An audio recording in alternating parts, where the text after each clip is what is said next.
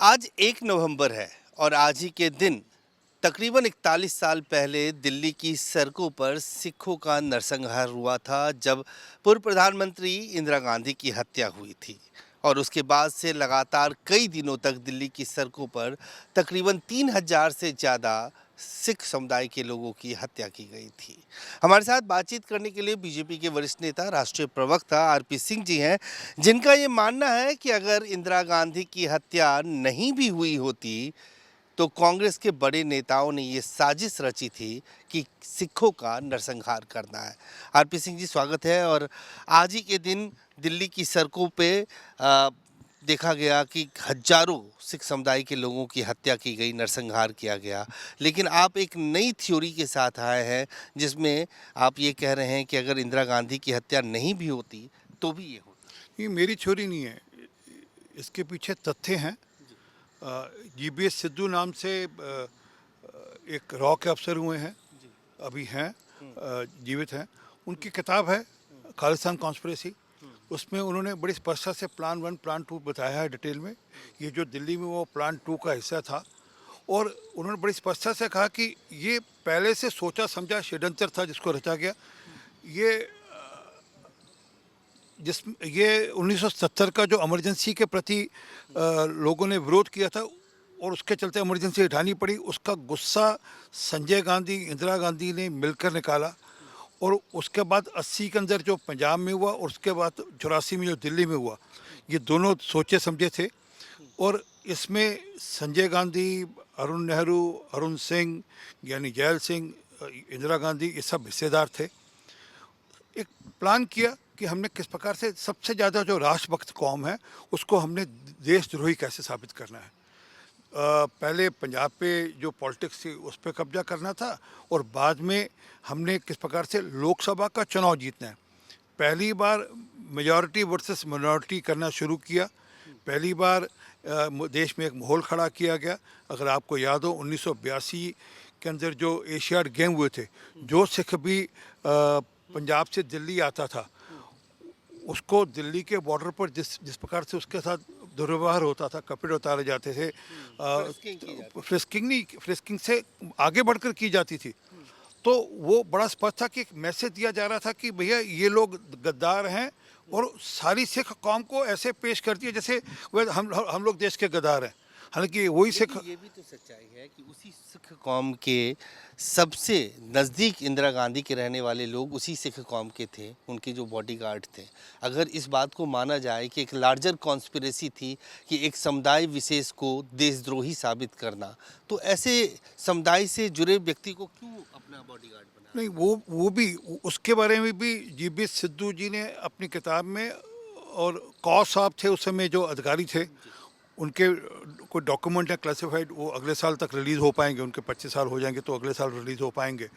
तो उसमें भी बड़ी स्पष्टता से मेंशन किया सिद्धू साहब ने कि वो मैसेज दिया गया था मिसेस गांधी को, अब वो सिख जो आपके साथ अफसर हैं उनको हटा दीजिए, जो लोग आपके सुरक्षा में गार्ड्स हैं उनको हटा दीजिए, परंतु नहीं हटाया। परंतु मूल बात वो जो हत्या हुई मिसेस गांधी की वो इंसिडेंटल है।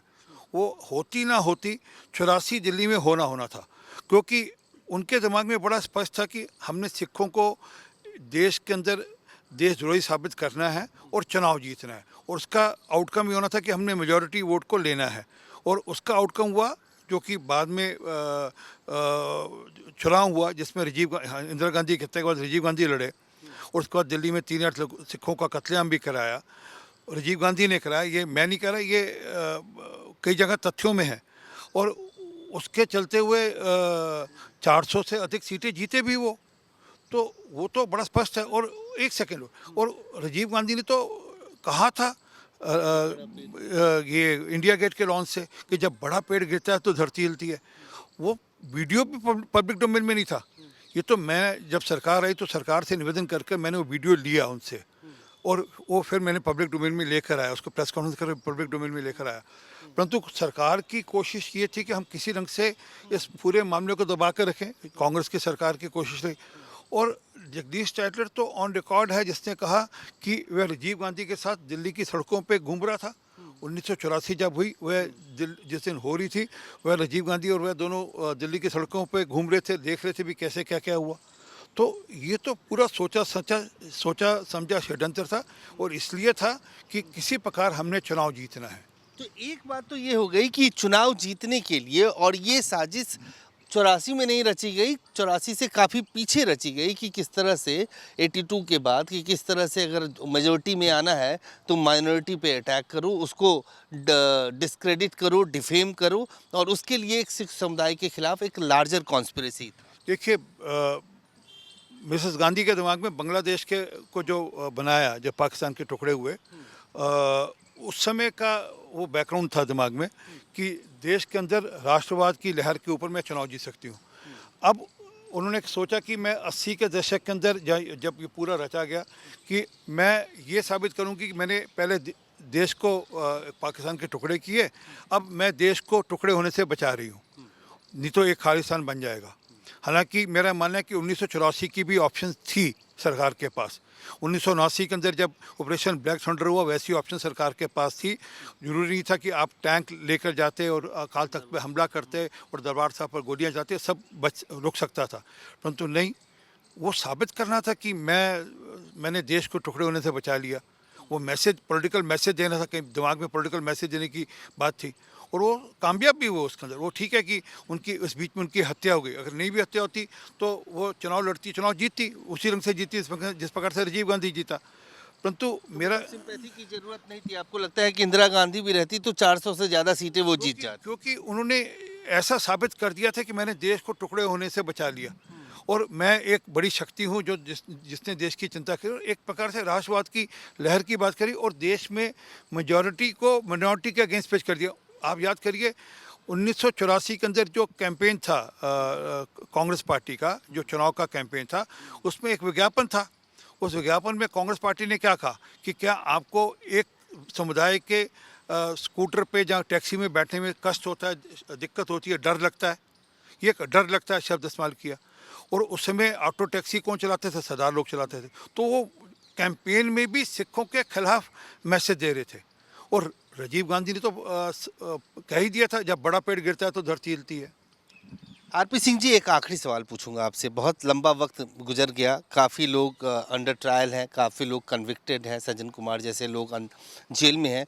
एक स्टेटमेंट मैंने देखा सरबजीत खालसा का, बेअंत सिंह जिन्होंने हत्या की, उनके परिवार से आते हैं। उन्होंने कहा कि पार्लियामेंट में एक बार राहुल गांधी उन्हें कॉरिडोर में मिले, एक्सचेंज किया, पीछे से आवाज़ दिया उनको सत श्री अकाल, तो वो पलट के वो देखते हैं और देखते हैं कि राहुल गांधी सामने है। राहुल गांधी से उनका कुछ ग्रीटिंग एक्सचेंज हुआ, और उनसे पूछा गया तो उन्होंने कहा कि राहुल गांधी मुझे सच्चे और ईमानदार व्यक्ति लगते हैं। मेरा सवाल सिर्फ ये है कि क्या इतना वक्त गुजर जाने के बाद अब इस चीज़ से आगे बढ़ने का समय नहीं आ गया? नहीं, आगे तब बढ़ा जाए जब इंसाफ मिले। मैं खुद 1984 के केस में सुप्रीम कोर्ट में एक मुकदमा लड़ रहा हूँ, और उस पर ठीक रास्ते पे जा रहा है मामला। मैंने खुद इंडियन एक्सप्रेस में लड़ाई लड़ी राजीव गांधी को हटाने के लिए। मैंने उन दिनों में याद है 85 से लेकर 79 तक, 1 दिसंबर 1989 तक मैंने दिवाली नहीं मनाई थी। और 1 दिसंबर 1989 को जिस दिन राजीव गांधी डीथ हुआ था, वीपी सिंह ने शपथ ली, तो सारी रात दिवाली मनाई थी। और वो एक्सप्रेस की लड़ाई में हमने भी योगदान दिया, जिसमें हमारा गुस्सा था 84 का, और एक्सप्रेस की लड़ाई भ्रष्टाचार की थी। हालांकि हमारा भी भ्रष्टाचार का एक कारण रहा, परंतु मूल गुस्सा 84 का था। तो दिक्कत यह है कि जो लोगों को लगता है कि न्याय अभी बचा हुआ है, और सज्जन कुमारी सिर्फ एक है जिसको, जो मेन लोगों में से था सज्जन कुमारी, जिसको सजा मिली। टाइटलर के खिलाफ अब मुकदमे शुरू हुए, कमलनाथ के खिलाफ मुकदमे चलने चाहिए। मैं तो अपील करता हूँ गुरुद्वारा कमेटीज़ को, दोनों को, कि कमलनाथ के खिलाफ भी वह कोर्ट में जाकर गुहार लगाएं तो उसके खिलाफ भी मुकदमा चलना चाहिए। परंतु न्याय नहीं मिला। 40 साल हो गए लड़ाई लड़ते हुए। ये तो प्रधानमंत्री मोदी जी के चलते हुए अब कुछ हमको रास्ता दिखने लगा और न्याय मिलने लगा। सज्जन कुमार गया जेल में, बाकी कुछ लोग और भी जेल में गए। परंतु हमें अपेक्षा है कि जो लोग और भी लोग दोषी थे, फुट सोल्जर नहीं, जो षड्यंत्र रचने में दोषी थे, जिसमें कमलनाथ एक था और जिसमें टाइटलर एक था, तो इन लोगों को भी सजा मिलनी चाहिए। तभी तो मरहम लगेगी। हाँ, अगर सरबजीत को लगता है तो हो, वो अच्छा होता है। राहुल गांधी को कहता है कि एक बार जाकर अकाल तख्त के सामने नाक रगड़कर अपने परिवार के लिए माफ़ी मांगे कि मेरे परिवार से बहुत बड़ी गलती हुई, गुनाह हुआ मेरे परिवार से, तो अकाल तख्त साहब फैसला कर लेगा उस पर जो करना होगा। साफ तौर से आरपी सिंह जी कहते हुए कि अगर सरबजीत खालसा को लगता है तो उसे राहुल गांधी से सीधे ये कहना चाहिए कि जो गांधी परिवार ने किया उसको लेकर उन्हें अकाल तख्त के सामने पेश होना चाहिए और अपने लिए जो भी सजा मुकर्रर करे अकाल तख्त उसको पूरा करना चाहिए। कैमरामैन फिरोज के साथ अजय झा, दैनिक सवेरा, दिल्ली।